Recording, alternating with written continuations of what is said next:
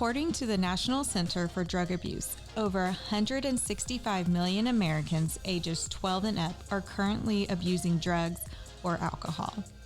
Of those 165 million Americans, there is a mom, dad, sister, brother, wife, husband, son, daughter, or grandparent praying and pleading that they would stop. Addiction is a subject most people don't like to talk about and is kept behind closed doors. But the Finding Hope podcast will bring light to the subject and give families that are living in shame, guilt, hopelessness, fear, worry, and anger tools and education to find strength, peace, happiness, joy, and hope. Hello, I'm Amy LaRue, Finding Hope Coordinator for Hope is Alive Ministries and your host for this Finding Hope podcast. At Hope is Alive, our mission is to radically change the lives of drug addicts, alcoholics, and those who love them. We do this through our intentional next level sober living homes and faith-based support groups for the loved ones of addicts called Finding Hope. Thank you so much for joining us today. With the holidays just around the corner, I want to discuss how we can not just survive the holidays, but thrive. But I asked a very special guest to join us, one of my Finding Hope leaders up in Kansas City, Shane Edwards. So Shane, will you tell us just a little bit about yourself? My name's Shane Edwards. I live in Kansas City. My wife and I own businesses here in Kansas City. We each have a business of our own. And we do have the Finding Hope group in the Kansas City's Northland that we started. I guess it's been over a year now, a year and a half or so. Yeah, I was going to guess about 2 years almost now. Yeah, coming up on it. Yeah, that's real exciting. So tell us and our listeners, how has addiction impacted you? Yeah, so I have a long line of addicts in my life. My ex-wife, the mother of my children, was an addict, and obviously that didn't end the way we would hope, right? That ended in divorce. At that time, I didn't have any idea, about any programs or getting any help or anything like that. So I didn't know how to handle the situation. So it ended up poorly. And then so I remarried, and my current wife is in recovery. She has been sober for many years now, but there was a time when she was not, when we were together. So at that time, I did seek help through some of her AA friends. And that's what kind of kick-started my road to recovery and, figuring out my life and getting that in order. But now we do have 3 of our 4 adult children are in active addiction. So that is something that we're dealing with currently. And there's a lot of different levels of that with the 3 of them. But yeah, I mean, and Finding Hope has been amazing for me and my wife. She's very much involved with the program also. So we can, help deal with our adult children who have issues now. So thank you so much for sharing that. I think it's important that our listeners, I'm so glad you're here. I'm so glad you said yes to be on this, because we don't hear from the husbands very much, right? We don't see these men that their wife is struggling with substances and that they're seeking the help. So what drove you specifically? You said with your first wife, you really didn't, but then when your current wife was struggling, before she got into her recovery, her AA friends encouraged you, but like, what really took you to that point of saying like, it's okay for me to seek help for myself? Yeah, I mean, to be honest with you, we talk about rock bottom, with addicts and our loved ones, but we have one also, right? And that's where I was at. I didn't know what else to do, to be honest with you. I was being attacked. The enemy was attacking through these zones, and I didn't know what to do. And I believe God at that point put this in front of me because I was at a point where I didn't know what else to do. I was stressed out all the time. Anxiety was through the roof, panic attacks, go down the list, right, of things we deal with. So I didn't know what else to do. And then, like I said, I believe God just put one of her friends in front of me, and she said, "You need to do this." And it was very simple. She just said it like that. You need to go do this. And So it's almost like you're waiting for someone to tell you, like, there's something to help you too. Like you yeah, need support, like, which is very interesting because I think so many times, recently I was at a meeting, one of my Finding Hope meetings, and one of our residents was sharing, and she said that she just needed someone to say that to her too, which now on the family side is the same way. It's like might not have even known there was stuff out there for you to get the help. And it's not only someone saying it, but you then took that action. Like, okay, it might be hard. I don't know how you were feeling in that. You're almost sound like you were sick and tired of being sick and tired, yeah, right? Of yeah, living in this cycle and just needed some support. Um, so, and then, now you have 3 adult children struggling with it too, and that's a different impact too. It's like, and I'm so glad your wife is involved in this, and she came to one of our retreats. She does have many years of sobriety, and now she's on the other side too as a yeah, mom, right? And so she needs it too, right? yeah. And so today I really wanted to talk about the holidays. So it sounds like you have lived through many, many holidays with someone that struggles with substances. How was that? Definitely before you saw like recovery and stuff for yourself. Yeah, it was insanity most of the time, Mm, right? Holidays in themselves are pretty crazy, right? We get together with family and friends and things of that nature, and then if we add, an alcoholic or an addict who's not in recovery to the mix, ooh, right? I mean, that's yeah, a recipe for disaster. absolutely.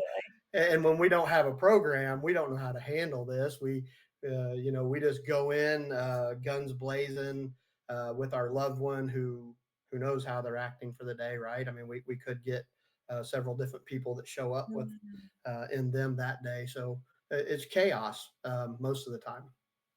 It is, it's chaos, and you also, like, are walking on eggshells. What are they gonna do? What aren't they gonna do?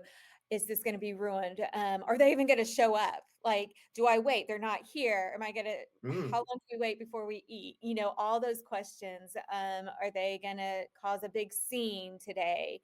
All those things, right? And what are the stories that we have to tell our loved ones Mm. if they don't show up or if they show up in this matter? That I think that's one of the biggest struggles, and I know we'll talk about that in a moment, but that's tough. Absolutely, and that's really true, like, we make all these excuses for them, but do we need to be making all these excuses for them? Right? It's like, Correct. okay, what are they going to ask? Why are they always falling asleep? Like, Yeah, oh, they're just tired, or why didn't they come this year? All those questions that, yes, the family. So it's not just worrying about our loved one that's struggling with substances, it's worrying about everybody else, and through all that, we can't truly enjoy the holidays, that's right? right. Like Hmm. we're just like, okay, if everyone else is happy, it'll be fine. But we deserve to be able to enjoy the holidays and times with everybody, right? Absolutely. So, did you see a shift in you once you've started your own recovery journey? Absolutely. Obviously, I learned tools to deal with all these things. Obviously not just around the holidays, but in Mm, general, my day to day life, how I wake up in the morning. What happens during the day. When these trigger points come up. That used to send me spiraling. mm, I learned the tools, and I had the support system too to help me through that. So yeah, I mean, it's just the chaos was still there, right? But I mm. didn't have to participate in it. That's so good. I want you to say that again. The chaos was still there, but you didn't have to what? I didn't have to participate in it. And yes, that is so great. And I love what you said also. I don't know if you realize what you said, but I want our listeners to make sure they heard you. It just because it's the holidays, just because it's Thanksgiving, just because it's grandma's birthday, just because it's Christmas or Christmas Eve or the New Year or whatever, we can't just say just because.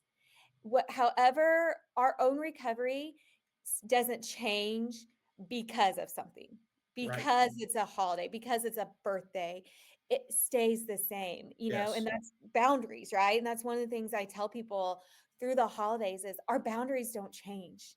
It might even be sometimes where I have found my boundaries go up even more because it's like, okay, before I would feel sometimes, might be like, okay, I'm going to be here for 10 hours, 8 hours, whatever. Well, maybe I can only be in this situation for 2 hours. And that's going to be my boundary for that day. And making sure that we communicate those boundaries with that. What are some boundaries that maybe you have had to put in place for the holidays or just in general? Yeah, I mean, obviously, there's a lot of them, and they're different. With Mhm. children versus a spouse that lives in the home with you. Our children are all out on their own, so they're not in front of our face a lot right now. But there definitely have been challenges there setting boundaries. It's different, but as far as boundary setting, it is one of the most important things we do. Right? We have to have boundaries. We have to allow our loved ones to suffer consequences of their actions. And I Yeah. think holidays, and this is something I was thinking about, like when we go into these holiday situations, a lot of times, and we spoke earlier, we'll cover their tracks or we'll make Mhm. excuses instead of letting them suffer the consequences of the embarrassment that they're going to have to deal with. We take that on ourselves, right? So one of the boundaries there for me is allowing the consequence to happen, Mhm. allowing if it embarrasses them, if I have to go in and say, well, they're not here because they're home intoxicated, or here they are and they're intoxicated. And that's not mine, right? As hard as that is, and that's one of the tougher things I think we deal with, as a spouse or a loved one of an addict, um, is the embarrassment for ourselves. Yeah. That's tough, right? I mean, it's hard for us to not make excuses because we take that on, but it is not ours to take on. This is part of allowing their consequence to hopefully help them hit their rock bottom. And that's one of the only things we can do to help them, right? Is to enforce our boundaries and take care of ourselves. Because no matter what happens with them, we have to be okay in the end. But I mean, I have a long list of boundaries that I used to set with my wife. I didn't set any boundaries with my ex-wife because I didn't know what that meant, right? So that Yeah. was always chaos. And so not only did I deal with the chaos and I participated in it, but I dealt with the embarrassment. I took that on, and it was heavy. I mean, it's just constant, just heaviness, right? I mean, the enemy loves to utilize that against us too. But if you find these programs and you do the things and you implement the tools and you utilize them, God will bless that. Man, he's all about it. Like he wants us to be happy and healthy. He Yeah. doesn't want us to be in a bad position. I think I probably got off track there. I No, you're apologize, but good. No, that's perfect. And I think that's so true. Like it is, it is. They have to feel their consequences, right? yeah. And it might even be like they're not here today and I don't want to talk about it. Maybe that's your boundary too. Your boundaries isn't just going to be with our loved ones. It's going to also be with the family members too and communicating that. Just this week I had a situation and I just asked my friend to be praying. It wasn't anything with, my husband or anything. And I said, and I purposely said, I said, I need you to pray for XYZ. I don't feel like talking about it right now. And she was respectful of that. And sometimes it's communicating that with our family members ahead of time too. Yeah, and I think that's amazing that you were able to do that because, before we have recovery and we have Yeah. those tools, we don't get that, right? We Yeah. think that we need to, and a lot of us are codependent, right? We talk about that a lot. That's kind of our Mhm. nature. So we feel codependent that we have to tell them what is going on. We can't just ask for those prayers and that help without an Mhm. explanation, but we can. And Yeah. there's peace with that. There's a lot of peace with that, especially if it's something that you don't really want to talk about. So that's wonderful. I love that. Yeah. And I think sometimes, you know, we don't always put our boundaries up because we're trying to control the situation, right? We're trying when life feels, chaotic and everything's going on, then we are going to try to step in and control it. And if we can control this, if we can do everything to control it, everyone around us will be happy. And we're talking about the serenity prayer recently and talking about like what's in my control and what's not in my control. Hmm. And accepting and submitting to God's control in all of this is going to be so important during the holidays because we can't even control, the nieces and the nephews, all the, the children, let alone grown-ups, in these situations. And, I think so many times, like, we try to control it. Like, if we have everything right, it's gonna be okay. We're gonna make it through. Hmm. How have you experienced, dealing with control through the holidays? Yeah. So I think the one big thing we need to realize is as much as we think it gives us comfort to try or attempt to control a situation, all it does is add to the insanity. Absolutely. Because, as we talk about, we have no control over that person or the situation. And I'm not talking about, just like you said, we have nieces, nephews, aunts, uncles. We have no control over any of that. The only thing we can control is how we are and how we Mhm. react and how we step into those situations. So really, you just have to step out of yourself and know that you can't control anything that's going on. You can only control how you react to it and how you go into the situation. So know that you can only control you, and that's it.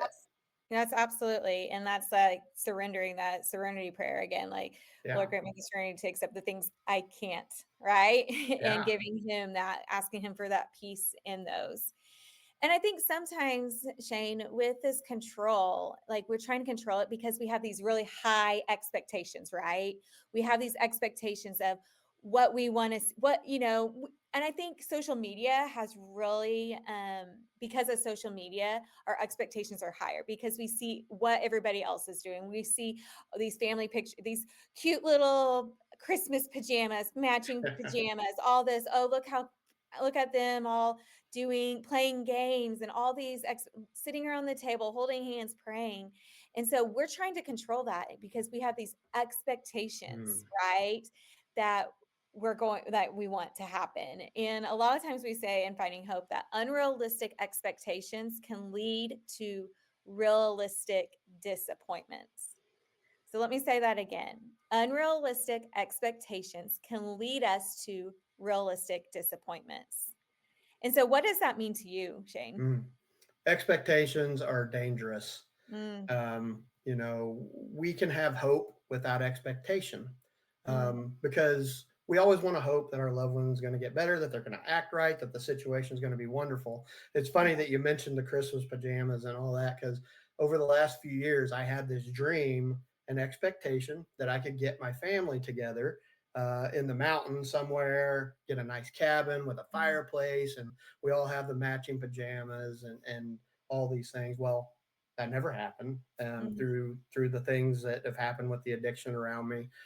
Those are not reality, and so I had expectations. It was disappointing to me, right? Because I had all this built up in my head, and that's why I say they're dangerous, because you deal with a little, on the other side of that, a little depression, a little, this is awful, blah blah blah.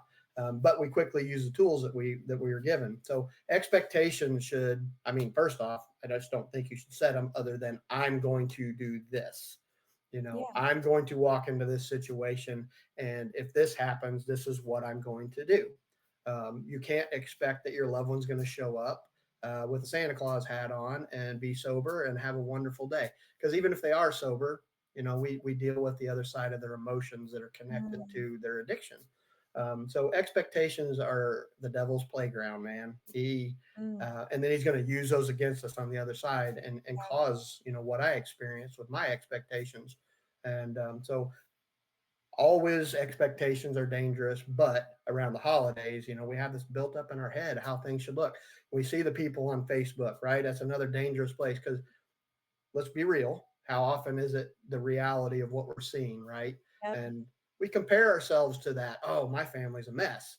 Well, guess what? Most families are a mess.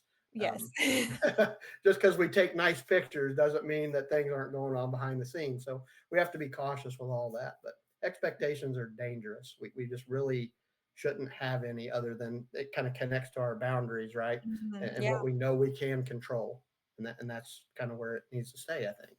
Yeah, and those unrealistic expectations causes us more stress, more anxiety. Hmm. That leads to more anger, and then finally to those resentments.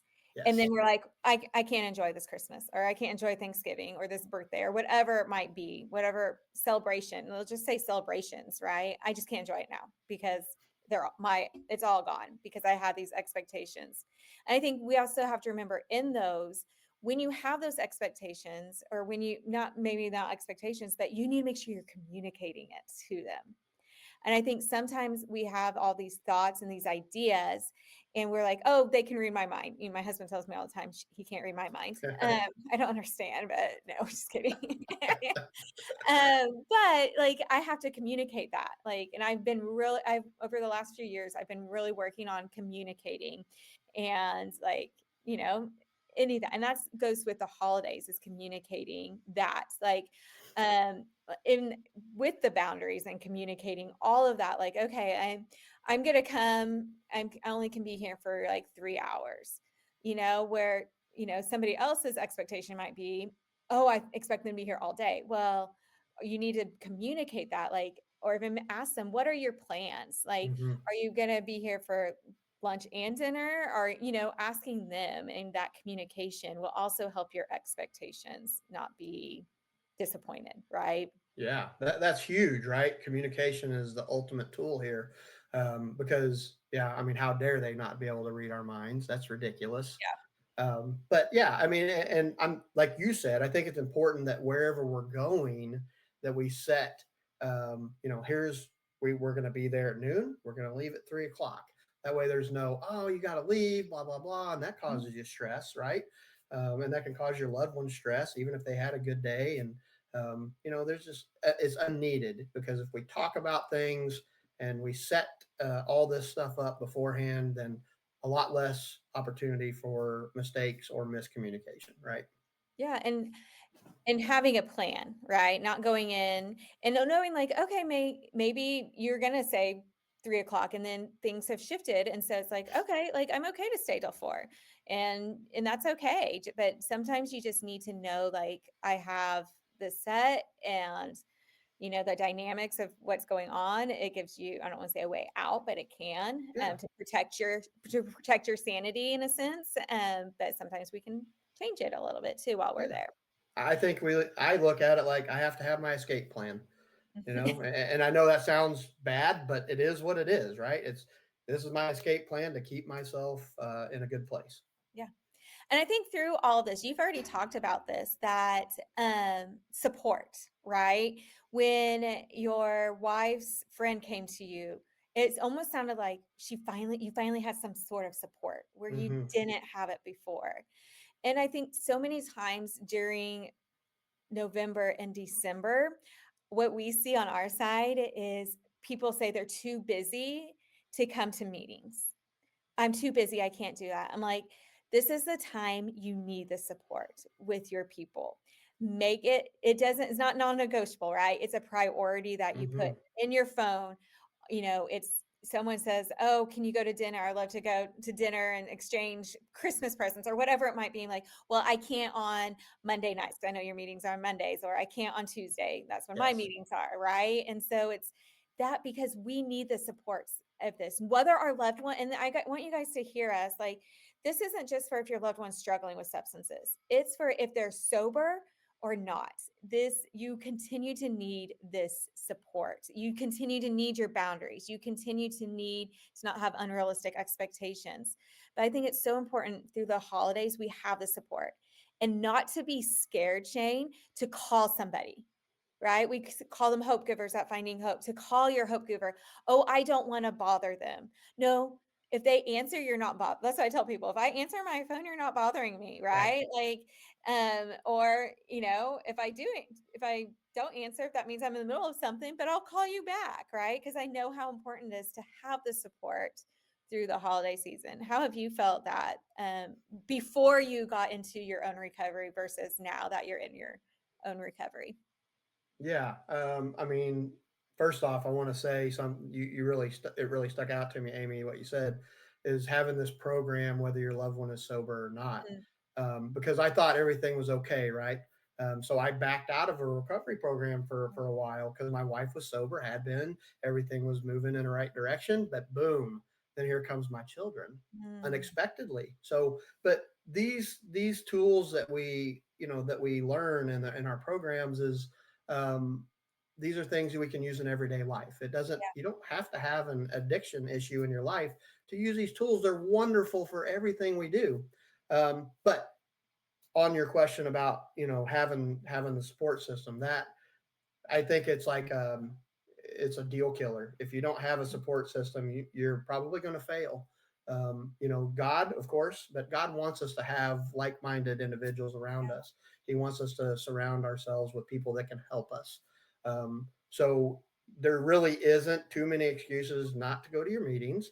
Find a way, right? I mean, it takes a couple hours out of your day, but it's so huge, to helping, with all the chaotic things that could happen on a day-to-day basis. But having someone that you feel comfortable with, that loves you and you love them, being able to reach out to. I preach this in my meeting every single week.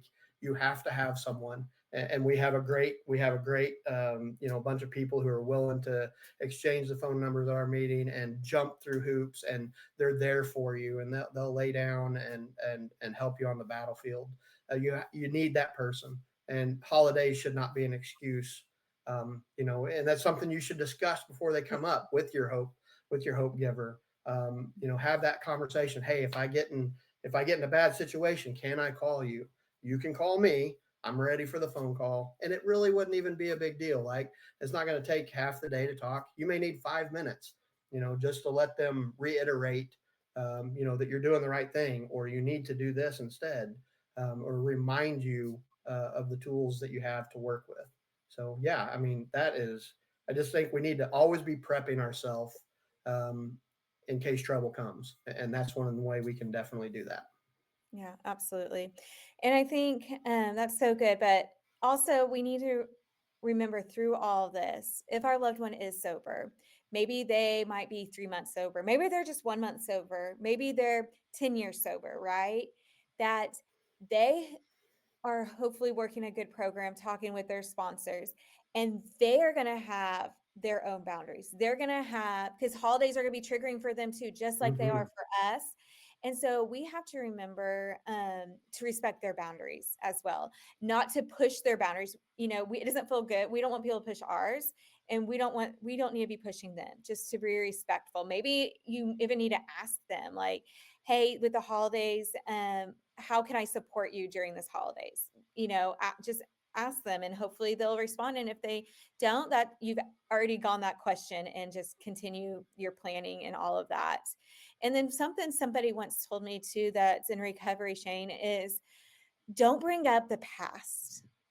Don't ask all, and also don't be asking all these future questions, right? Because they're learning to live day by day, Mm-hmm. right? And so, and bringing up the past, or do you remember that last Christmas when blah blah blah happened and you were super drunk and all this? Don't bring that up. They've hopefully have already worked through that shame and that guilt, and that can just start triggering things back up. And instead of that, encourage and praise them, and have just a real conversation like you would anybody, not all about their recovery, not how many meetings have you gone to, all this stuff. It's what would you talk about with other family members, you know politics, hopefully not, but I always like to throw that in there. But just talking in general, playing games, doing all that fun stuff. And also, I've heard that allow them to help and feel normal. And when I say that, like, they don't want to feel like they're being watched, like they went to the bathroom and you're timing them in the bathroom, right? They don't want to feel like they have a target on their back. Ask them to take out the trash, ask them to load the dishwasher, ask them to bring a pie or whatever, like, get them involved in the holiday, because that's what they want. Yeah. And so, I mean, I think it's important for us to remember that for those that are in recovery. And so this is hard though. Like, it's just hard, Shane, isn't it? All around. And I wish it was easy. I wish me telling you, Shane and I talking through all this with you, you're like, okay, I can do it. Cause we know it's not, it's hard. And so that goes back to that support. Continue to stay connected. You might even have to give yourself, it goes back to that expectation, realizing it's going to look different this year. And it's going to be okay. You're going to make it through. And it's going to be okay if it looks different. And so like I always tell people, Shane, what do you like to do? What's one of your favorite things you like to do at the holidays? Oh, eat. I Eat. mean, that Like, is there a certain kind of food? Like, do you like that's to cook? Do you like to yeah. bake? I Okay. love to cook. I'm actually the one that usually cooks the holiday meal. Okay. Like I do all of it. I love well, I guess it kind of goes into my personality, right? I like to take care of people. Yeah. Yeah. But I love having everybody over. I'm very traditional. I want all the family at Christmas and at Thanksgiving. We want to do all the traditional items. So yeah, that's my favorite thing at the holidays is cook and just have that togetherness, right? And just being together and enjoying each other. Well, and it might be though, like if you enjoy cooking. So let's say someone else, enjoys cooking, Shane, and they like me, but they know not everyone's coming over. That's when you still do the cooking. You can invite people, or you can go take it somewhere. Yep. Find a place. Don't stop cooking if that's something you enjoy. There's plenty of places that will take it. You Or know where is a great place to do that with? If you're what? in the area, Hope is Alive House. That's a Yes. wonderful thing. We did that last year, so that was great. So that's great that you mentioned that. I love Yeah. that. Do it because it makes you happy. Yeah. And something I enjoy doing is wrapping presents. Like that's something I love doing it. One year I hurt my back, but we won't talk about that. But I still enjoy it. Like I love it. I have a certain movie I watch every year. And it might be if that's something you do, like it might ask somebody, hey, can I wrap these gifts for you? Like don't stop doing the things you enjoy doing because everything else around you is in chaos. It might Yeah, be, serving this year. It might look different. Maybe you need to go serve at a homeless shelter. It might be having a movie watch party, inviting friends, or just doing it by yourself. Like, I enjoy Christmas movies. I enjoy Christmas lights. One year, my family didn't want to go look at Christmas lights. So I was like, okay, I'll go by myself. Right. Like, and ended up, one of my kids ended up coming with me, but I'm like, I'm not going to stop stuff that I enjoy because no one else wants to do it, right? And that's so awesome. continue finding what brings you joy through the holiday, even if things are in chaos, right? So, do you have any other thoughts or comments as we are in this holiday season or just in recovery in general? Well, I think you said something a minute ago, and it made me think. Like, if our loved one is in recovery, um, the communication there is really Mhm. important, but it's ultra important that we have our recovery in place because what can happen is they're in recovery and we're struggling, right? So if Mm, we don't have proper recovery, our trust and stuff is destroyed. So we kind of put that back on them and it can cause issues with them. So yeah. on that, especially with holiday times, I think we need to be ready to shift. If our plans need to shift, Mm, I think that's important. If we go to Uncle Joe's house every year and it is a rager and everybody's intoxicated and our loved one does not feel comfortable with that, I think we need to work as a team and maybe shift what we do and know that that's okay too, right? Because now we've just created a new boundary for us and our loved one. We've helped them because if we really want them to recover, we have to be willing to help with that at some level, and that's maybe what that looks like. So that's just something that came into my head. So yeah, absolutely.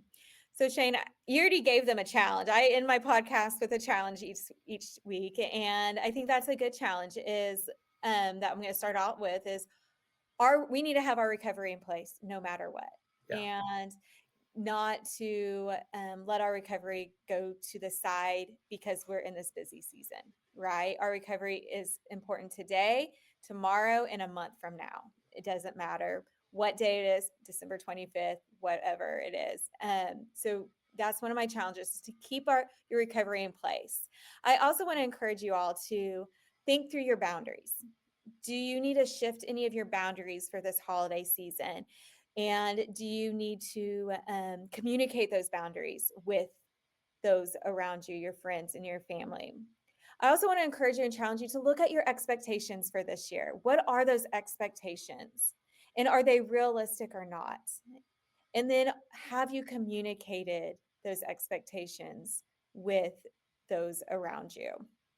And more importantly, my biggest challenge for you guys today is to stay connected.